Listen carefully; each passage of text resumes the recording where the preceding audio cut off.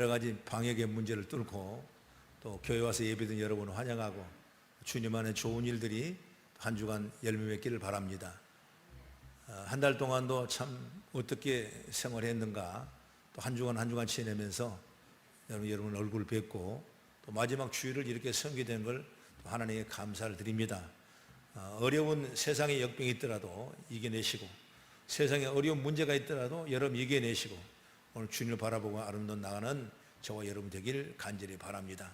그래서 오늘 저는 읽었던 본문의 말씀을 아주 많이 읽었는데, 이 말씀을 통해서 선택받은 사람이라는 제목입니다. 따라합시다. 선택받은 사람. 아멘. 사람은 선택을 받게 돼 있는 것입니다. 누구의 선택을 받느냐, 이건 너무나 우리에게 중요한 거예요. 그렇기 때문에 오늘 말씀을 잘 이해하고 또 여러분이 설교 말씀을 잘 듣고 우리도 새로운 선택에 하나님의 영광이 드러나길 간절히 바랍니다. 어느 목사님은 목회를 참 잘 하신 분인데 그분이 하는 간증이 이렇습니다. 자기는 초등학교에 들어가서 자기를 생각해 볼 때 너무나 나는 내성적이다, 이걸 느끼게 됐어요. 어렸을 때는 그걸 몰랐는데 학교 다니다 보니까 나는 뭔가 내성적이고 뭔가 부족하고 남 앞에 말 한마디 못할 정도로 어려운 성격에 되는 소유자다, 이렇게 자기 스스로 인식하고 있었던 것입니다. 그런데 초등학교 3학년 학기 초에 동네 친구들 손에 의해서 교회를 선택하게 됐어요. 교회 가니까 그 주일학교 선생님이 여선생님인데 얼마나 자기한테 잘해주는지 그냥 그렇게 선생님이 좋아했답니다. 선생님이 시키는 대로 다 하는 거예요. 전도하라면 전도하고, 헌금하라면 헌금하고, 또 좋은 일 선한 일 하라면 늘 그렇게 하고. 그래서 선생님의 말이라고 하면 그렇게 좋을 수가 없어요. 왜? 아무도 자기를 안 믿어주는데 선생님이 자기를 믿어주니까 그게 얼마나 감사할지 몰라요. 그런데 여름 성경학교 돼가지고 여러 가지 총국을 하게 되는데 많은 사람이 그 총국의 주인공이 서로 되고 싶어 해요. 자기는 뭐 엄시생감, 이렇게 내성적인 사람이 어떻게 주인공이 될까 과연 생각하고 있지 않는데, 그 많은 사람이 소망하고 있는 가운데 선생님이 자기를 찝어가지고, 애야 너가 이번에 이 대사를 맡되 내가 주인공이 한번 되어봐라. 깜짝 놀란 거예요. 도저히 자기는 그걸 할 방법이 없어요. 그러나 선생님이 말씀하신 순종한다는 생각으로 앞이 캄캄했지만 용기를 달라고 하나님께 기도하고 그 일을 승낙하면서 대사를 받아가지고 열심히 공부를 해나갔어요. 그리고 다 외웠어요. 그리고 연극하는 그날 하나님 앞에 기도를 하고 올라갔는데, 올라가니까 하나도 떨지 않고 얼마나 이렇게 감사하고 당당하게 이 연극을 잘했는지 아주 그때부터 이 학생에게 좋은 학생으로 소문이 자자했다는 것입니다. 그 시간이 지나고 나니까 그때 자기는 뭘 깨닫냐면, 정말 이 주인공의 경험이 어찌 보면 이후의 삶을 나를 결정했다, 이런 의미를 하게 되는 겁니다. 그래서 나중에 그 목사님이 이런 고백을 하는 겁니다. 그때 선생님이 선택의 나로 하여금 내 인생의 주인공으로 살 수 있는 길을 열어주셨다. 선생님은 수줍은 속에 감춰진 나의 재능을 끄집어내 주셨다, 이렇게 말하는 거예요. 여러분, 우리는 내가 가지고 없는 것 같지만 내 안에 있는 것들이 얼마나 많은지 몰라요. 여러분, 그 안에는 하나님이 주신 선물들이 얼마나 많은지 몰라요. 그걸 감춰져 있을 뿐이지 그것을 내가 사용한다면 그것이 바로 빛이 나고 놀라운 은혜가 된 줄 믿으시기 바랍니다. 쉽게 말하면 우리 신학적 용어로는 그걸 은사라 그러기도 하고 하나님의 소명이다 그렇게 얘기도 해요. 우리는 다 가지고 있어요. 하나님이 주시는 선택, 여러분 직장도 주심이 있어요. 운동 경기 하는 사람도 하나님이 선택한 그 방법이 있어요. 꼭 목회자만 여러분 선택하는 것이 아니라 여러분 우리가 주위에 있는 모든 일상생활에 하나님의 축복 가운데 걸어갈 수 있도록 저 여러분을 다 선택한 거예요. 그걸 믿으시라고 말이에요. 나는 왜 이렇게 고생을 해야 되는가? 나는 이렇게 땀 흘려야 되는가? 나는 이렇게 못 낳는가? 이런 생각을 하면은 여러분 주어진 진정한 행복을 느낄 수 없는 것입니다. 어떤 직업이든 그 직업을 하나님 내게 주셨다, 그리고 믿고 나가는 거예요. 그러면 그 안에 놀라운 행복의 통로가 열리게 될 줄로 믿습니다. 여러분, 그래서 우리가 피하지 말고 자꾸 하나님의 축복은 뭐냐? 부딪혀야 돼. 부딪혀서 깨달고 부딪혀서 믿음으로 나가야지. 나는 이것밖에 안 된다고 피해버린다면 여러분 절대로 아무것도 할 수 없는 겁니다. 그럼 어떻게 그걸 알 수 있습니까? 몇 가지만 얘기해보면, 첫째로 하는 일에 재미가 있어야 돼요. 재미있습니까? 그럼 되는 거예요.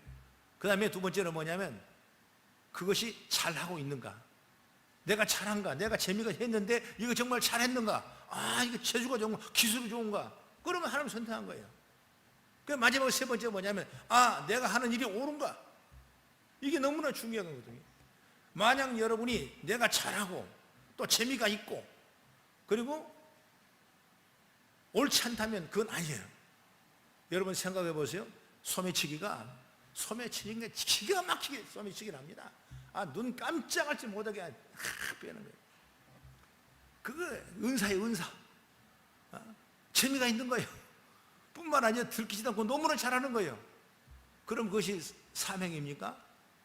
아니에요. 왜?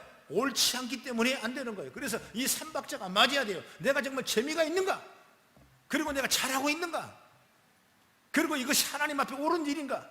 이게 분명하게 내게 세워진다면 그 안에는 주님의 도우심과 능력과 축복이 넘쳐나게 될 줄로 믿습니다. 여러분, 누구인가 선택된다는 것은 바로 신나는 일이고 기분 좋은 일이에요.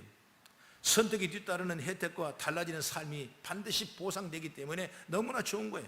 특히 여러분, 하나님께 선택된다는 것은 말로 표현할 수 없는 축복인 줄 믿습니다. 그 사람이 시대의 주인공이고 역사의 주인공이고 우리 삶의 영광을 누리는 주인공이 될 줄로 저는 믿습니다. 오늘 본문에 나오는 선택의 주인공이 바로 리브가라는 여자입니다.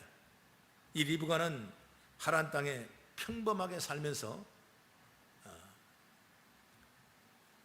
처녀의 몸이었어요. 그러는 어느 날 그가 엘리에셀이라는 아브라함의 종을 만나고 삶의 인생이 바꿔버렸습니다. 변방에 있는 한 여자의 부르는데 나중에 아브라함의 족보에 들어가는 위대한 일을 감당하는 모습을 우리가 볼 수가 있어요. 여러분, 이렇게 누구든지 딱 붙잡혀지고 선택되어진다면 이렇게 삶이 달라지는 겁니다. 역사의 변두리에서 중앙으로 무대가 옮겨지고 하나님께 열어놓으신 역사의 한 부분이 주인공이 된 줄 믿으시기 바랍니다. 여러분, 우리가 잘 아는 기생 라합이라는 사람도 여리고성 밑에 이 거리에서 술 파는 한 여인, 그래서 성경에 기생 라합이라고 그래요.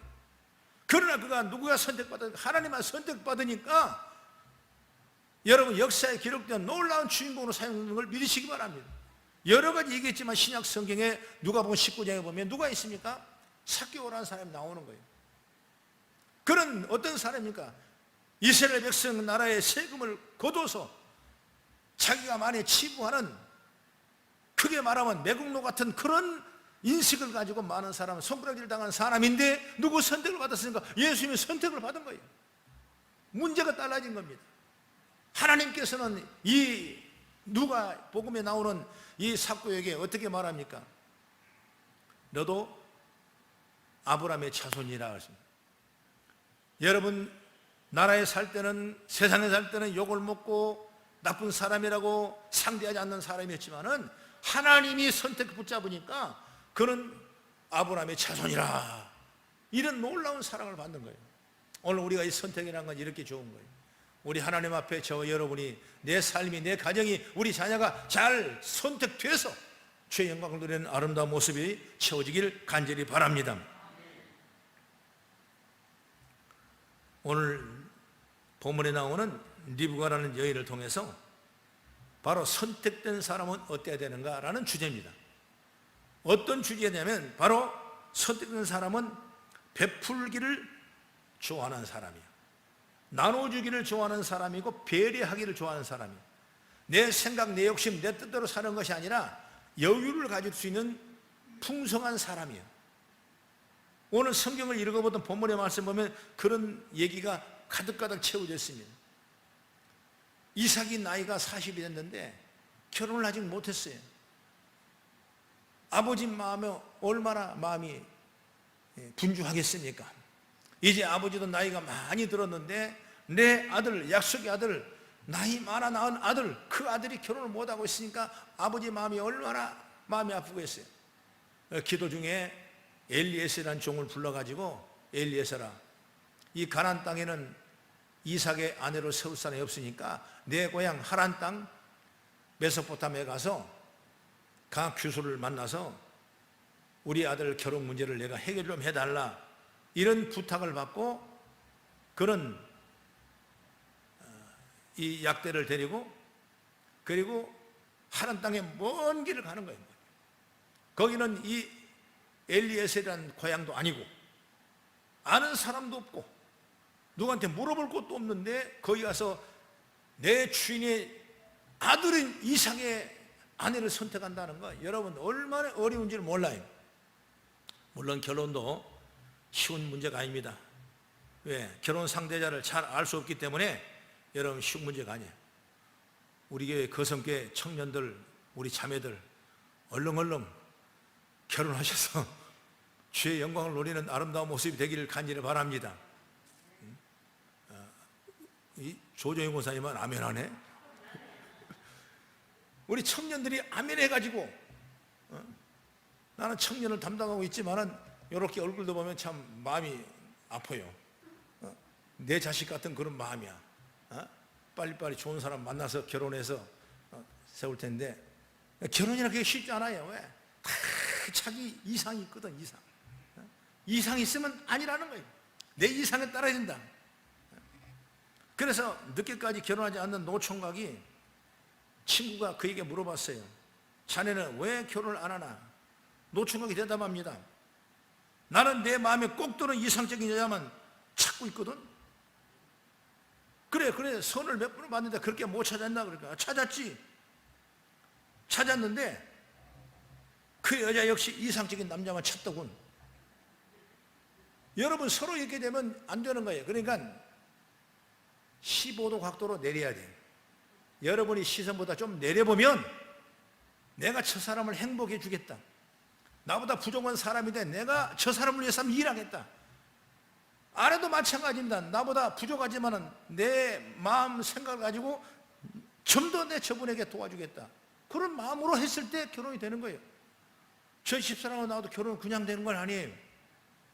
자취생이고 하숙생이고 키는 꺼정하고 시골 사람이고 별것도 아니고, 그런데 나를 어떻게 택하겠어요? 그런데 택할 때는 그런 생각을 들어요. 아, 내가 저 사람을 택해놓으면 저 사람 잘 되겠다라는 생각이 들더라는 거예요. 그래서 나보다도 아내가 적극적으로 퇴시해서 인정만은 내가 결혼하게 되는 거예요. 여러분, 하나님은 조금만 내려보면 내가 너를 도와주겠다는 마음만 먹으면, 내가 베풀어 주겠다는 믿음만 생기면 여러분 여기에 놀라운 역사인 줄 믿으시기 바랍니다. 그런 부분이 우리에게 필요하더라고 말이에요. 그래서 오늘 이삭이 결혼 문제 때문에 어려움을 당하는데 이 엘리에셀이 찾아가서 결혼을 성사시키는 얘기가 오늘 본문에 나와서 있는 거예요. 서로 마음이 맞는 사람이 결혼한다는 거 쉽지가 않죠. 마음을 맞춰주는 사람이 되는 제가 열리기를 바랍니다. 그래서 아브라함은 자기 집의 모든 소유를 맡아 관리하는 이 엘리에셀이라는 종을 불러가지고 가서 그렇게 해봐라, 그렇게 말했습니다. 그랬을 때 24장 3절 4절 오늘 읽지 않았지만 우리 같이 읽어봅니다. 24장 3절 시작. 내가 너에게 하늘의 하나님 땅의 하나님이신 여호와를 가리켜 명세하게 하노니 너는 내가 거주하는 이 지방 가나안 족속의 딸 중에서 내 아들을 위하여 아내를 택하지 말고 내 고향 내 족속에로 가서 내 아들 이삭을 위하여 아내를 택하라. 이런 말씀의 명령을 듣고 이 엘리에셀이라는 사람이 먼 길을 갑니다. 약태 10피를 데려가니까 여러분 얼마나 그 행군이 어려운 길이었겠어요. 그래 나홀성에 도착합니다. 그리고 저녁 때가 점점 가까워져요. 저녁 지을 여자들이 물을 길러 온다는 시간이 알았던 것입니다. 그래서 이 약대들은 그 성 옆에 우물가에 매두고 아무리 여기서 기대봐도 기댈 사람이 없는 거야. 물어봐도 물어볼 사람이 없고 우물가에까지 왔는데, 그래서 하나님 앞에 기도한 겁니다. 그래서 엘리에셀은 이 선택이 옳은 걸 생각하고 하나님 앞에 기도하는 거예요. 그 기도가 오늘 12절과 14절입니다. 우리 같이 읽겠습니다. 시작. 그가 이르되 우리 주인 아브라함의 하나님 여호와여, 원하건대 오늘날 나에게 순조롭게 만나게 하사 나의 주인 아브라함에게 은혜를 베푸시옵소서. 성중 사람의 딸들이 물길로 나오겠사오니 내가 우물 곁에 서 있다가 한 소녀의 길을 청하건대 너는 물동이를 기울여 나로 마시게 하라 하리니 그의 대답이 마시라. 내가 당신의 낙태에게도 마시게 하리라 하면 그는 주께서 주의 종 이삭을 위하여 정한 자라. 이로 말미암아 주께서 내 주인에게 은혜 베푸심을 내가 알겠나이다. 이 무슨 말입니까? 우물물 길러 나오는 처녀들에게 시험 문제를 내겠다. 과연 내게 물을 줄 뿐만 아니라 내 약대까지도 물을 제공할 만한 그런 넉넉한 여유 있는 그런 분이 과연 누굴까? 이런 시험 문제였어요. 엘리에셀의 기도가 끝나기도 전에 아리따운 처녀 리브가가 물동이를 어깨에 메고 물을 길러 온 것입니다. 그랬을 때 그 엘리에셀은 그 여인에게 내게 물 좀 달라고 그랬어요. 그래서 물을 주니까 이제 주여 마시소서 하고 물을 주는 거예요. 그러고 나니까 19절에 보니까 마시게 하기를 다 하고 이르되 당신의 낙타에게도 내가 물을 길러 그것을 배불리 마시게 하리라. 여러분, 서로 얘기도 안 했지만은 엘리에셀이 원하는 그 얘기를 누가 합니까? 이 리브가라는 사람이 이미 그 마음을 알고 그 일을 하는 거예요. 행하는 거예요. 한 사람 목을 축이는 것은 별것 아니지만은 10마리 낙타를 여러 물을 채운다는 건 수백 배의 수고가 힘들 거예요. 여인처럼 수도를 틀면 나오는 그런 물도 아니고 우물가에 물을 길러서 그 양동이에 받아가지고 그리고 10대 낙타에게 물을 먹인다는 건 보통 어려운 일이 아닐 거예요. 낙타가 물을 조금만 먹습니까? 여러분 실컷 먹을 텐데 지금까지 먼 길을 왔으니까 얼마나 목이 말랐겠습니까? 또 다음 길을 위해서 이 몸에다가 물을 채워야 되니까 물을 마음껏 채울 만큼 낙타가 먹는 거예요. 그런데도 불평하지 아니하고 그 낙타에게 물을 다 주는 거예요. 다시 말하면 리브가는 우리가 생각하는 것보다 더 베풀기를 좋아하는 사람이라 그 말이에요. 할렐루야. 여러분, 여기를 우리가 찾는 지혜가 열리기 바랍니다. 사람이 살아가면서 여러분 내 거 유익을 뺏어 살아가는 사람이 잘 되는 것 같지만 그렇지 않습니다.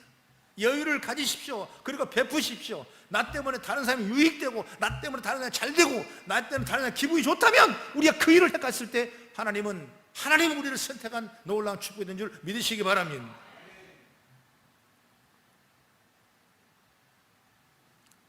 일꾼은 세 가지 유형이 있다고 내가 언젠가도 한번 그런 얘기를 한 적이 있는데, 거미 같은 일꾼이 있어요.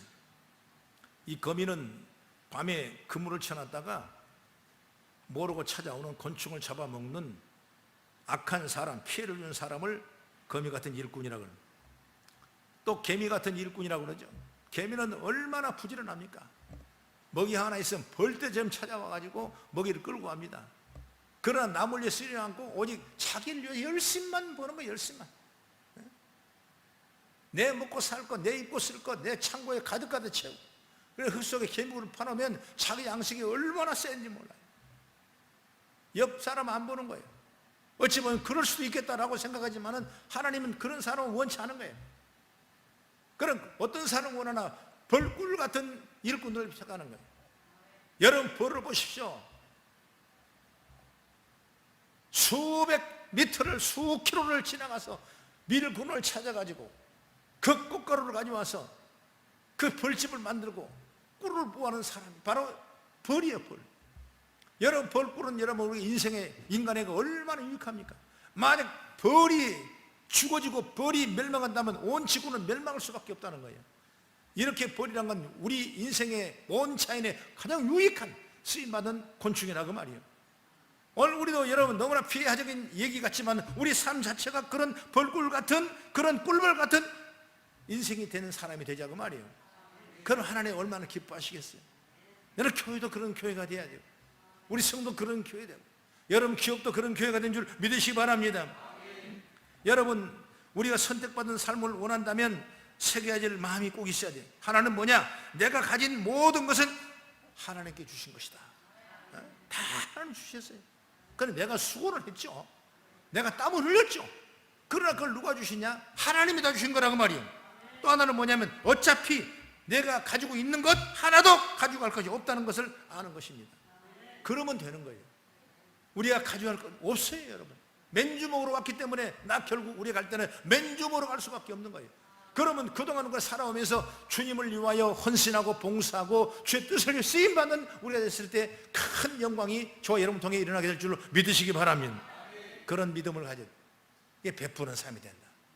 할렐루야. 하나님의 영광과 축복과 존귀가 저와 여러분 삶 속에 일어나기를 주의 이름으로 축원합니다. 그 다음에 두 번째 뭐냐면 선택받은 사람은 마음을 읽을 줄 아는 사람이에요. 사람이 살아가면서 그 사람의 마음을 못 읽으면 그 사람 불행한 거예요. 부부가 어려워지죠? 왜 어려워집니까? 그분의 마음을 모르면 어려워지는 거예요. 마음을 알아줄 수 있는 그 믿음이 우리에게 얼마나 축복인지 몰라요. 우리가 주님 일도 마찬가지입니다. 일을 시켜보면 시킨 일도 못하는 사람이 있어요. 왜? 시킨 사람의 주인에 그 마음을 전혀 읽지 못하기 때문에 일도 못해요. 또 어떤 사람은 시킨 일만 하는 사람이 있어. 내가 이걸 시켜받았으니까 내가 이거 열심히 해야지. 주님의 마음을 알고 있지만 자기만 알기에 시킬 만한 일만 하고 자기 중심의 사람이라는 걸 볼 수가 있어요. 그런 어떤 사람은 한마디만 하면 10개, 20개를 더 할 수 있는 그런 지혜가 열려요. 그 사람이 뭐냐면 그 주인의 마음을 아는 사람이라고 말이에요. 우리가 살아가면서 이 마음을 알고 일한다는 건 얼마나 기쁜지 몰라요. 나는 그런 우리 성도가 되기를 바랍니다. 그래서 리브가는 그 마음을 아는 사람이라고 말이에요. 내가 그 얘기를 하고 싶어서 그런 거예요. 엘리에셀의 눈빛 속에 그 마음을 읽고 있는 것입니다. 약대에 짐이 실려 있고 저녁에 이렇게 도착한 거 보니까 얼마나 피곤할까, 먼 거리를 얼마나 많은 여행을 했을까, 그런 생각을 하죠. 그리고 저 사람뿐만 아니라 짐승들도 이 짐을 싣고 오고 여기 여행에 동참하는데 그들은 얼마나 지치고 힘들었을까. 여러분, 한 여자의 생각이 이렇게 깊은 거예요. 그러다 보니까 누가 시키지 않은데도 엘리에셀에게 물을 떠줄 뿐만 아니라 약대에까지도, 이 낙타에까지도 정말 물을 가득가득 채워서 그들을 만족하신 사람이 누구냐? 바로 리브가예요. 그들 마음을 읽은 거예요. 마음을 읽은 거예요. 주님도 여러분 하나님의 마음을 읽어야 돼요. 하나님 뭘 원하신가 그걸 읽어야 돼요. 그러면 하나님이 놀라운 은혜와 사랑으로 저 여러분에게 열어주고 풀어주시고 주의 능력이 된 줄을 믿으시기 바랍니다. 신앙생활하는 사람은 하나님의 마음을 잘 알아야 돼요. 믿으시면 아멘. 하나님 마음을 알아야 돼요. 하나님 마음이 어떤 마음인지, 나에게 대한 어떤 하나님 관심을 갖고 있는지, 하나님 나에게 뭘 비전을 제시하는지, 하나님 나에게 어떤 뜻을 요구하는지, 이것을 우리가 마음을 알아요. 그래서 우리가 말씀을 보고 그 말씀을 깨달아지고 그리고 말씀을 따라가며 기도하면서 놀라운 역사가 있는 줄 믿으시기 바랍니다. 오늘 영상을 여러분 잘 봐죠. 나는 영상을 보면서 속으로 몇 번이나 아멘 아멘 했어요. 얼마나 이런 영상에서 감사한지. 여러분, 우리가 살아가면서 하나님을 마음을 안다는 게 얼마나 중요한지 몰라요. 그래서 성도 여러분, 신앙생활하면서 하나님의 마음을 알기를 주의 이름으로 축원합니다. 교회의 마음도 알아야 돼요. 여러분, 신앙생활 어디서 합니까? 교회에서 하는 것입니다. 교회에서 은혜를 받고 힘을 얻어서 밖에 나가서 그 다음에 사회생활하면서 베푸는 것이 바로 신앙생활의 원리예요. 원리. 그렇기 때문에 교회가 돌아가는 것도 알아야 되고, 교회가 어려운 것도 알아야 되고, 목사님 마음도 알아야 되고, 여러분 성도의 서로의 마음도 알아야 되고, 그래야 배려와 격려와 위로와 긍휼함이 함께 있기를 주의 이름으로 축원합니다. 그걸 아무리 가졌어도 그걸 모르면 아무런 것. 내가 은사가 많고 가진 것 많고 유식하고 내가 배운 게 많아도 여러분 신앙생활 하나님의 마음도 모르고 교회의 마음도 모르고 성도의 마음도 모르고 목회자 마음도 모르면 여러분 진정한 축복의 통로를 살아갈 수가 없는 거예요. 아내가 남편의 아픈 마음을 알아야 돼. 그래야 위로가 되고 간병이 되는 거예요. 억지로는 할 수 없지 않습니다. 사람 사는 거 마찬가지예요. 마음을 서로 알아야 됩니다. 교회의 마음도 알아야 됩니다. 하나님의 은혜와 축복의 통로가 열어지게 될 줄로 믿습니다. 태안의 어느 교회에 어느 집사님이 한 분 계시는데 제가 그 책을 읽어봤습니다. 느지막이 예수님을 알기 위해 그가 얼마나 기뻤는지 신앙생활을 하는데 너무나 좋은 거예요. 그래서 세상에서는 어렵지만은 교회만 가면 그렇게 기쁘고 아주 살맛 나는 그런 생활을 하고 있는 거예요. 새벽기도 빠지지 않습니다. 얼마나 일찍 오시는지 목사님이 부지런히 나가 보셔도 어김없이 여러분 기도하고 계신 분이 바로 그분이에요. 그런데 어느 날 목사님이 일찍 오게 돼가지고 새벽기도 왔더니 그분이 먼저 와 계시는데 뭐라고 했냐, 아무도 없는데 불을 켜놓고 혼자 의자를 다 닦고 계시는 거예요. 누가 했는지 몰랐지만 그때 그 목사님은 그분이 그렇게 하는 걸 알게 되는 거예요. 여러분 그분이 힘이 있어서 하겠습니까? 아니면 누구에게 인정받으려 하겠습니까? 하나님의 마음을 알기 때문에, 내 집에 하나님의 마음을 알기 때문에 정결하게 하고 싶고 깨끗하게 하고 싶고 성도가 예배 자리에 하나님 은혜가 있기를 원하는 그 마음이 있었기 때문에 그 나이가 많은 할머니지만은 그 일을 감당했다는 거예요. 그러면서 새벽기도마다 하나님 앞 기도했습니다. 아버지, 내 손자들 좀 축복해 주세요. 내 아들도 건강해 해 주세요. 내 집안 잘 살게 해 주세요. 여러분 그 할머니가 뭔 기도하겠습니까? 그 기도죠, 그 기도죠. 먼저 그 나라의 의를 구하겠습니까? 그건 잘 몰라요. 그러나 그는 그런 마음으로 기도하니까 하나님이 그 가정에 복을 주시는데 그 손자 손녀들이 얼마나 잘 되는지 하나님은 큰 영광을 돌려 이것입니다. 바로 이것이 하나님의 마음을 위해 그런 역사인 줄 믿으시기 바랍니다. 얼마 전에 이런 일이 있었어요. 우리 교회를 떠나신 분인데 성가대에 여기 앉아서 찬양했던 분이에요. 근데 그분이 전화를 왔더라고요. 그래서 목사님 너무나 보고 싶었어요.